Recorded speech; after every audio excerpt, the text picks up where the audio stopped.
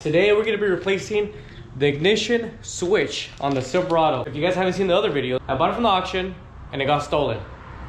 So one of the things that got damaged was the door lock and the ignition switch. If you guys want to buy this kit, it's the ignition for the Silverado and it comes with the kit. It comes with the ignition for the inside where the lock housing is, and it comes with the door lock. So if you buy this one, it comes with the ignition and it comes with the door lock. So now you have one set of keys for both of them. And the reason why I'm replacing this ignition switch, it's because it doesn't turn on with a key. As you can see, it turns on and there's no key in there. So this is the part that says it's shorted. First things first, you have to remove these covers. So these covers are located on the top right here. So this one goes, actually this one's facing this way like this, like that, and the other one on the bottom, it goes like this and it goes up. So the way to remove these, there's only these screws holding it on down here, and this goes on the bottom, right? So once you take them off, right, and next step would be you got to find a screwdriver or something small enough to stick it into that hole right there. All right, so this is the hole that we're going to go inside and release this tab.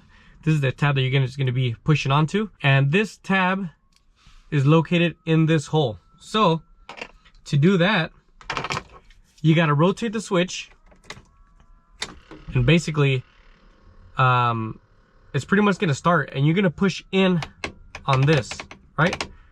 So once you turn it all the way, you find out where you have to push in to find it. Once you find it, so what happened was right now when I pulled it out and messed with the switch, so it wasn't lined up, if that happens inside, there's a gear that lines up with this. If it's off center, because it has to go straight, and right now it's pointing this way at an angle. So if that happens to you, go ahead and get a flathead screwdriver and just turn it where it needs to be. Once you get it lined up where it needs to go, you can go ahead and reinstall your switch, and then it should go in. Now it's locked into place and it should turn on. Just like that. Now if you're replacing the ignition switch, you don't have to do the reload process. That's only when you replace the ignition lock housing. So you don't have to do it for this case. So everything should work. It should all turn on nice and gravy. And that's pretty much it. So all you gotta do now is just reinstall everything back together and you're done. So that's pretty much it. Everything's already installed. Already went ahead and installed the top and then the bottom.